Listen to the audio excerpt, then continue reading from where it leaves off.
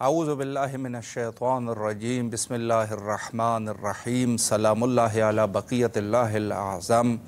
इमाम हुसैन अलैहिस्सलाम for international TV Karbala मुक़द्दसा से इस वक्त आप प्रोग्राम मारिफ़त मुंतज़र अजलल्लाहु ताला फ़रजहु शरीफ मुलाज़ा फरमा रहे हैं। गुज़िश्ता कई दिनों से हमारी गुफ्तगू का सिलसिला हज़रत इमाम जाफ़र सादिक़ अलैहिस्सलातु वस्सलाम के उन्वान से था और आज भी इंशाअल्लाह उसी उन्वान से गुफ्तगू करेंगे। आज हमारे मुअज़्ज़ज़ मेहमान किसी मजबूरी के तहत तशरीफ़ नहीं ला सकेंगे और इंशाअल्लाहुल अज़ीज़ बंदे हकीर जो गुज़ारिशात है वो इंशाअल्लाह आपकी खिदमत में बयान करेंगे। देखें, अगर हम गौर से तारीख़ हज़रत इमाम जाफ़र सादिक़ अलैहिस्सलातु वस्सलाम को तारफ़ैन की किताबों में मुलाहिज़ा करें तो बड़ी वाज़ेह तरीके से अंदाज़ा होता है कि हज़रत इमाम जाफ़र सादिक़ अलैहिस्सलाम की शख्सियत दूसरे शख्सियतों से जुदा है। चूँकि देखें, एक चीज़ वाज़ेह रहे कि बाद रसूलुल्लाह सल्लल्लाहु अलैहि वआलिहि उम्मत जो है वो किसी एक शख्स पे मुत्तफ़िक़ नहीं हो सकी, ये तो पक्की बात है। यानी ख़ुद अगर आप ज़माने हज़रत अमीर अल-मोमिनीन अलैहिस्सलातु वस्सलाम को गौर से देखें तो वहाँ पर भी सब के सब उम्मत जो है वो अमीर अल-मोमिनीन अलैहिस्सलाम पर इत्तेहाद नहीं कर चुके। उसकी वजह क्या थी? चूँकि उनके मुकाबले में जो दूसरे लोग थे उन्होंने भी इदाए इमामत किया हुआ था, यकीनी बात है। यानी हत्ता आज के इस दौर में जो कहते हैं लौला नबी बादी, यानी मेरे बाद अगर कोई नबी होता तो उस शख्स का नाम लेते हैं कि वो फ़लान जो है वो नबी होता हत्ता, तो ये उनके लिए जो है बुज़ुर्गी, हालांकि ये हदीस अमीर अल-मोमिनीन अलैहिस्सलाम के लिए थी, लेकिन बहरहाल उन्होंने अपनी तरफ से कोशिश ज़रूर की है कि इन शख्सियात को जाके अहलुल बैत अलैहिमुस्सलाम के मुकाबले में ला सके और उन्हें कोशिश भी कामयाब भी है। आज के इस दौर में जो है 90% लोग जो है उनके इमामत के कायल है मुसलमानों में। तो कोई ऐसी शख्सियत नहीं है, यानी हर एक शख्स को एक मुफ्ती, एक आलिम और एक अकाबिर की नज़र से देखा जाता है। सिर्फ रसूलुल्लाह के ऊपर सब के सब उम्मत जो है वो इकट्ठा है। वो भी बहरहाल उसमें भी इख्तिलाफ बहुत सारे हैं। जो हमारे मज़हब शिया है इसमें उलमा का नज़रिया ये है कि रसूलुल्लाह जो है वो बिल अमल और बिल तबलीग हर जगह पर जो है वो इस्मत है, और दूसरे जो हमारे लोग हैं वो बहरहाल इसमें से कहते कुछ और है, लेकिन उनकी किताबों में ये लिखा है कि रसूलुल्लाह जो है वो सिर्फ तबलीग के अंदर मासूम थे, बाकी जो है वो जायज़ुल ख़ता भी थे, नऊज़ु बिल्लाह। इस किस्म के वाक़यात बहरहाल है। लेकिन अगर हम शख्सियत हज़रत इमाम सादिक़ अलैहिस्सलातु वस्सलाम को देखें और तारफ़ैन की किताबों का मुताला करें तो यकीनन हमारी जो किताबें हैं उसूल काफ़ी है, मरहूम कोलैनी जो ख़ुद एक शिया है और ज़ाहिर हदीस भी वो जिनसे ले रहे हैं वो शियों से ले रहे हैं। इब्ने मसूद है या ज़ुरारा है या अबू खालिद काबुली है, इस किस्म के लोग जो है रिज़वानुल्लाह ताला अलैहिम अजमईन, इनसे ज़ाहिर है कि मरहूम कोलैनी जो है वो हदीस लेते हैं और जाके अपनी किताब अल-काफ़ी के अंदर इसको मरकूम करते हैं। अल-काफ़ी, अल-उसूल काफ़ी, अल-फ़ुरूग़ काफ़ी, इसमें जो है मरकूम करते हैं। लेकिन अगर हम दूसरों की किताबें भी देखें तो वहाँ पर भी हज़रत के इल्मी मकाम का कोई भी शख्स जो है वो इनकार नहीं कर सकता। आप जो है साहिब अल-मिलल वन निहल, अगर उनका आप देखें तो वो भी यही कहता है कि इमाम सादिक़ अलैहिस्सलाम के पास इल्म और हिकमत की ठाटे मारता हुआ समंदर था। यानी साहिब अल-मिलल वन निहल वो जाके इस चीज़ के कायल हो जाते हैं। और उसके अलावा जो है आप चाहे अबू ज़ुहरा है या मीर अली हमदानी है, इस किस्म के बहुत सारे बड़े शख्सियात जिनको जो है वो तकरीबन अहले तसन्नुन के हाँ इमामत के स्टेज पर है, उनको इमाम मानते हैं, यानी फ़िक़्ह के अंदर या दूसरी चीज़ों में, हदीस के अंदर, वो लोग जो है इसमें वो कहते हैं कि हज़रत इमाम सादिक़ अलैहिस्सलातु वस्सलाम यानी हत्ता मुसलमान उम्मत रसूलुल्लाह में से इल्म और हिकमत को ठाटे मारते हुए समंदर थे। यानी इस किस्म का मकाम अजीम मकाम है कि जहाँ पर सब के सब उम्मत जो है वो एक शख्स की इल्म के ऊपर इकट्ठी है। यानी हत्ता अबू जो अहले तसन्नुन का इमाम है, जो उनका उनको इमाम आज़म कहते हैं। इमाम आज़म नुअमान अबू हनीफ़ा, उन्होंने जब किसी ने उनसे सवाल किया कि आपकी उम्र कितनी है, तो उसने कहा 2 साल। तो वो जो शख्स था वो हैरान हो गया, उसने कहा कि 2 साल आपकी एज है? उसने कहा हाँ। उसने कहा आप तो इस किस्म के यानी एक शेख और एक बूढ़े आदमी, और आप कह रहे हैं मेरे 2 साल सिर्फ एज है? तो उसने कहा हाँ, चूँकि बाकी जो मेरी ज़िंदगी है वो अबस गुजरी है, वही 2 साल जो मैं हज़रत इमाम सादिक़ अलैहिस्सलाम की खिदमत में रहा वो मेरे लिए सबसे अजीम 2 साल थे। लौला सनतान लहलक नुअमान, अगर वो 2 साल न होते तो नुअमान जो है वो हलाक हो जाता, जो कि बाद में भी फिर हलाक ही हो गए थे। हलाक की वजह क्या थी? अब इसमें से मैं कहूँगा इस वजह से ये जुमला बड़ा ज़रूरी है, चूँकि कोई तस्करा तो नहीं है उनकी किताबों में, यानी जहाँ से आप एक शख्स को जो आपके लिए ज़ख़ीरा है, इस जुमले पर मैं थोड़ी सी तवज़ीह देना चाहूँगा। जो अहले तसन्नुन लोग हैं और मुझे समात कर रहे हैं वो नाराज़ ना हो जाए, मैं बात जो है दलील से करूँगा। दलील की बात यह है कि देखें, मैं आपकी खिदमत में एक अर्ज़ करूँ, एक शख्स है अबू हनीफ़ा किसी वक्त भी इमाम सादिक़ अलैहिस्सलाम के ऊपर ईमान नहीं रखते थे, बल्कि उनके मुकाबले में उसने फ़िक़्ह एक ईजाद कर दिया था। तो मैं आपकी खिदमत में अर्ज़ करूँ कि ये अबू हनीफ़ा क्यों कहता था लौला सनतान लहलक नुअमान, अगर 2 साल ना होते तो नुअमान यानी अबू हनीफ़ा हलाक हो जाता। क्यों, किस वजह से कहते थे? आजकल के इस दौर में मैं मुसलमान हूँ, एक शख्स है हार्ट स्पेशलिस्ट है, लंदन में बैठा हुआ है, मैं वहाँ से डिग्री लेता हूँ, मैं कहता हूँ कि मैं फ़लाँ शख्स के हाथ से ये डिग्री मैंने ली है, यानी मुझे उनकी शागिर्दी का भी शर्फ हासिल है, यानी मैं इस मामले में इतना तेज़ हूँ, चूँकि मैं उसका शागिर्द हूँ, मैं उसको पसंद नहीं करता, मैंने अपनी दुकान जो है ना वो सजानी है, सिर्फ उसका नाम इस्तेमाल कर रहा हूँ। तो अबू हनीफ़ा भी इसी तरीके से थे। ये कोई इमाम सादिक़ अलैहिस्सलाम से कोई मोहब्बत नहीं करते थे, कोई उनके मुहिब नहीं थे, ये सिर्फ लोगों को धोखा देने के लिए कि मैं उसकी शागिर्दी, उनकी शागिर्दी का शर्फ मुझे भी हासिल है, सिर्फ वो इमाम सादिक़ अलैहिस्सलाम से अपने आप को पैवस्ता करके लोगों को धोखा देने के लिए काम करते थे। वगरना जो उनके जो काम है, हत्ता कहते हैं कि एक दफ़ा उसने एक शख्स को भेजा और कहा कि जाके आप देख लें कि इमाम सादिक़ अलैहिस्सलाम हालत सजदा में आंखें बंद करता है कि नहीं करता, चूँकि इसका काम ये था कि अगर इमाम सादिक़ अलैहिस्सलाम आंखें बंद करते हैं तो मैं फतवा दे दूंगा कि आंखें जो है खोल के सजदा किया करो, अगर इमाम खोल के सजदा करते हैं तो मैं कह दूंगा बंद करके ये काम करें। तो इनका जो फ़िक़्ह है वो बिल्कुल इमाम सादिक़ अलैहिस्सलाम के मुखालिफ इसने फ़तवों को वो करना था, उनके मुकाबले में एक फ़िक़्ह है, फ़िक़्ह हनफ़ी फ़िक़्ह जाफ़री के मुकाबले में है, यानी आले रसूलुल्लाह के मुकाबले में जो फ़िक़्ह मारज़ वजूद में आई वो यही अबू हनीफ़ा का फ़िक़्ह है। तो शख्स गया, उसने इमाम सादिक़ अलैहिस्सलाम को बहरहाल देखा कि नमाज में आंखें खोल के नमाज़ पढ़ रहे हैं, लेकिन सजदे में जो है उनको शक हो गया कि आंखें खुली है या बंद है। तो उसने कहा मुझे शक हो गया, या तो आंखें खुली थी या बंद थी। तो इन्होंने फतवा दिया, उन्होंने कहा कि एक आंख को बंद करके एक आंख को खोल के सजदा किया करो, यह मुस्तहब है। तो इन लोगों ने जो ये इस किस्म की इनके बहरहाल अक़वाल है, कोई हुब्ब अहलुल बैत अलैहिमुस्सलाम में नहीं है, बल्कि ये लोग जो है अपने ज़ाती मफादात के लिए इस किस्म के बयानात दिया करते थे। बाकी भी मौजूद है इस किस्म के लोग बाकी भी मौजूद है।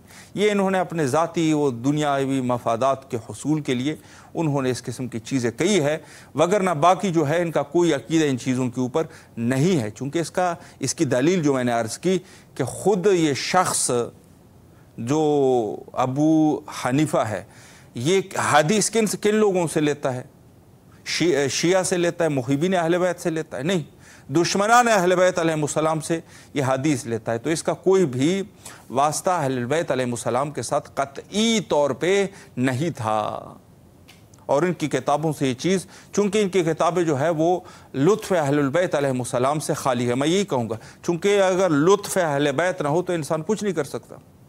तो इस शख्स की जो कुतुब है वो अल्ताफ़ अहलुल बैत अलैहिमुस्सलाम से खाली है। ये सब चीज़ें जो है वो बिल्कुल वाज़ेह है। तो मैं इस उन्वान से ये अर्ज़ कर रहा था कि इन लोगों ने अगर कुछ कहा भी हो तो हमारे शियों को धोखा खाने की ज़रूरत नहीं, और आजकल के दौर में भी ऐसी ही है। ایک شخص جو اپنے آپ کو انہی فرقے کا فقہ ابو حنیفہ پر عمل کرنے والا شخص ہے اور خلفاء کی محبت اپنے دل میں رکھتا ہے، یہ ذہن میں رکھ لے یہ چیز، میں آج کلیئر یہ چیز کہہ رہا ہوں، اور یہ نہیں کہ میں وہ ہے، لیکن ظاہر ہے کہ ایک انسان جو ہے موت بر حق ہے، تو ہم جو ہے ہم بھی اپنی ایمان کے ساتھ مرنا چاہتے ہیں، اور وہ وجہ اس کی یہی ہے، ہمارا ایمان یہی ہے کہ اگر آج کے اس دور میں بھی کوئی شخص جو یہ کہے میں فقہ حنفیہ پر عمل کر رہا ہوں، اور ان لوگوں کی جو اہل ثقیفہ ہے ان کی محبت ہمارے دل میں ہے، اور جا کے شروع کر لے اہل بیت علیہم السلام کے فضائل پڑھنا شروع کر دے، قطعی طور پہ اس کے اوپر یقین نہ کریں، یہ شخص منافق ہے۔ چونکہ امیر المومنین علیہ السلام نے یہ واضح طریقے سے بتایا ہے، اور ہمیں ہمارے بزرگان اکابرین کی بھی یہی چیزیں ملتی ہے کہ دو محبتیں جو ہے یہ کہنے والا شخص جو ہے نا یہ جھوٹا ہے، کہ وہ کہے میں محب علی بھی ہوں اور ان لوگوں کا بھی محب ہوں، یہ دو چیزیں جو ہے وہ کبھی بھی اکٹھا نہیں ہو سکتی، یا یہ ہے یا وہ ہے، یہ دو والا ہے، یہ منافق ہے، اور بلکہ یقین یہی ہے کہ انہی کی محبت ان کے دل میں ہے، امیر المومنین علیہ السلام کی محبت اس کے دل میں موجود نہیں ہے۔ تو کوئی بھی شخص اگر آج کے اس دور میں اس قسم کی حرکتیں کر رہا ہے، کہہ رہا ہے کہ میں جو ہے وہ ان کی بھی محبت دل میں ہے اور اہل البیت کی بھی دفاع کر رہا ہے، اور یہ کوئی اور ان کے کوئی اور مقاصد تو ہو سکتے ہیں، وہ تو اندازہ نہیں ہے، دینی مقاصد نہیں ہو سکتے، یہ ہدایت شدہ نہیں ہے۔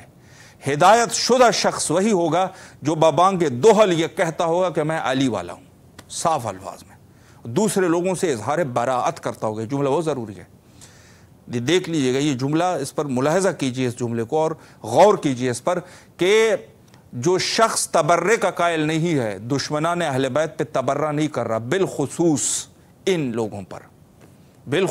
لوگوں پر قاتلان حضرت زہرا سلام اللہ علیہا، غاصبان حق کے امیر المومنین علیہ السلام، اور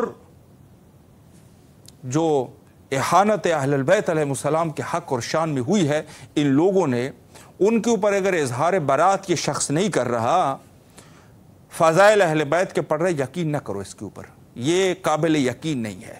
قابل یقین تب ہوگا جب یہ برات کر دے بابانگ دوہل، آپ کے سامنے نہیں، آپ کے سامنے بیٹھ کے یہ کام شروع کر دے، نہیں، اگر آپ نے کرنی ہے تو سب کے سامنے کو، میں خود یہ کہنا کہ میں شیعہ ہوں، آپ نے برات کر دی، بس زبان کہنے کی ضرورت ہی نہیں ہے، زبان سے بولنے کی، زبان سے بھی بولنے کی ضرورت ہے، انسان نے کہہ دیا میں شیعہ ہوں، بس وہ ہو گیا، آپ جو ہے وہ اس میں کوئی شک نہیں۔ البتہ آج کے اس دور میں ایک اور جو پراپیگنڈے کے تحت یہ کام چل رہے ہیں، آج کل جو ہے اپنے آپ کو شیعہ ظاہر کر کے ان کی سائیڈ لینا، یہ بھی ہوشیاری کا مقام ہے۔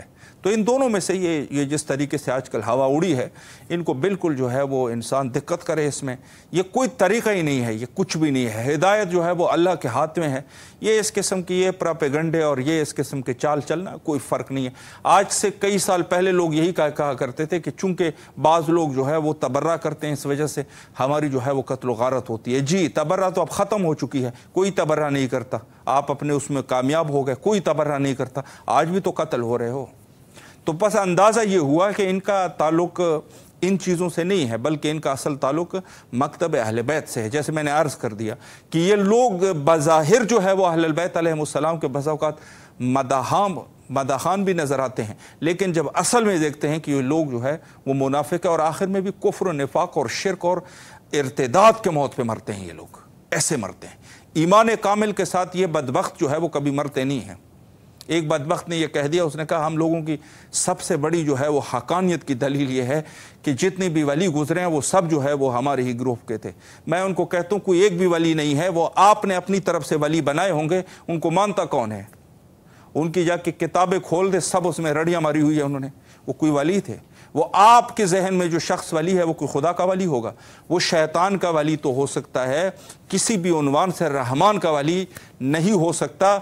اور ولی جو سید الاولیاء ہے حضرت امیر المومنین علیہ السلام ہے، ان کی ولایت جس دل میں نہیں، وہ شخص جو ہے خود مشرک ہے، خود کافر ہے، اور خود اس میں وہ ارتداد کے موت پہ مرے گا۔ ولایت حضرت امیر المومنین علیہ السلام یہ ہے، ولی وہی بنے گا جو علی والا ہوگا، دوسرے لوگوں والا دوسروں کی محبت بھی ان کے دل میں ہے. مولا علی اور اہل البیت کا بھی یہ شخص جو ہے وہ یہ کہہ رہا ہے میں ان کا بھی محب ہوں. قطعی طور پہ محب نہیں ہو سکتا, قطعی طور پہ منافق ہے. اور یہ چیزیں جو ہے وہ ہمارے لیے بالکل واضح ہو چکی ہے. تو ہم لوگوں کو جیسے اس دور میں یہ حالات گزرے ہیں تو آج کے اس دور میں ہم کیوں جو ہے ہمیں سمجھ نہیں آتی. حیف کا مقام نہیں ہے کہ ہمیں اتنی سمجھ نہیں آتی, ہم اتنا نہیں سمجھ سکتے. سادہ سے سادہ لوہی کی حد ہوتی ہے. انسان جو ہے کسی سے ذاتی وہ کر لے اور پھر آ کے یہ کرے. ہم لوگوں کو یہ جو کام پر ہم نے وہ رکھا ہوا ہے نا, یہ کوئی اس کا حل نہیں ہے. حل اس کا کوئی نہیں ہے. امیر المومنین علیہ السلام والے ہو تو شجاعت سے کام لو, شجاعت کرو. کسی کی دین کی اہانت نہیں, لیکن اگر کوئی شخص جو ہے وہ آپ کے سامنے آ رہا ہے تو اس کو جو ہے جواب اس کے انداز میں دینا چاہیے. یہ کام نہ کرے کہ ہم جو ہے وہ شہادت ورثہ ہے, میدان جنگ میں ہمارا جو ہے ورثہ شہادت ہے, نہ یہ کہ جا کے ہم گھروں میں لوگ آ کے گھس کے ہمیں مارے. یہ شہادت نہیں ہوتی, یہ بزدلی شمار ہوتی ہے. جی شہادت ہمارا ورثہ ہے, اس میں کوئی شک نہیں, میدان جنگ میں ورثہ ہے. نہ یہ کہ آپ جو ہے وہ بیٹھے ہیں گھر میں گھس کے آپ کو لوگ مارنا شروع کر دیں اور یہ کچھ بے وقوف لوگ وہ کہیں کہ ہم جو ہے وہ شہادت کے لیے بنے ہیں اور آپ لوگ کتنوں کو مارو گے. ایک سیاسی ٹائپ کا نعرہ نکلا تھا پاکستان سے. تو یہ جو ہے مصیبتیں اس قسم کی نہیں ہونی چاہیے. حضرت امام صادق علیہ الصلوۃ والسلام کہ بے شمار فضائل ہے, لوگوں نے فضائل بیان کیے ہیں لیکن اس فضائل پر عمل درآمد انہوں نے نہیں کیا, بلکہ عمل درآمد کو چھوڑے ان لوگوں نے ہر جگہ پر جو ہے وہ کم لطفی کا مظاہرہ کیا. یہ مقام جو ہے کچھ تعلیمات جو حضرت امام صادق علیہ السلام کے سے ہمیں ملے ہیں ان پر بھی میں تھوڑی سی گفتگو کروں جو بڑی ضروری ہے. اس میں سے سب سے جو ہمارے مذہب کے لیے سب سے زیادہ مفید جو چیز ثابت ہوئی, اگر ہم غور کریں تو جتنی بھی ہمارے ائمہ اطہار علیہ السلام ہے, یعنی حضرت امیر المومنین سے لے کر امام حسن عسکری علیہ السلام تک, یہ سلسلہ جو ہے ہمارے پاس احادیث کا اتنا بڑا ذخیرہ باقی ائمہ اطہار علیہ السلام سے نہیں ہے. یعنی یہ کہا جا سکتا ہے کہ اگر تمام معصومین کے احادیث کو حضرت زہرا مرضیہ سلام اللہ علیہ اور باقی ائمہ کے احادیث, حضرت امیر المومنین سے کتنے زیادہ خطبات ہے اور کتنی ساری چیزیں ہیں, ان سب کو ایک جگہ پہ کر دیں, امام صادق علیہ السلام کے جو تعلیمات ہمیں ملے ہیں ان کو دوسری طرف کر دیں, تو امام صادق علیہ السلام کے تعلیمات زیادہ ہے باقی ائمہ اطہار علیہ السلام سے. یہ نہیں کہ یہ تعلیمات انہوں نے دی ہے وہ علم ایک ہی ہے, لیکن ظاہر سی بات ہے کہ جو موقع ملا ہے میرے مولا کو امام صادق علیہ السلام کو, وہ موقع جو ہے باقی ائمہ اطہار علیہ السلام کے لیے مہیا, بلکہ میں یہ کہوں کہ ان کی مشیت نہیں تھی. کوئی بشر کی جرت ہی نہیں ہے کہ جا کے معصوم کو روک لے کسی کام سے, یہ کسی بشر کی جرت نہیں ہے. یہ میں آج اب کہہ رہا ہوں, یہ بڑے محکم عقیدے ہمارے ہونے چاہیے.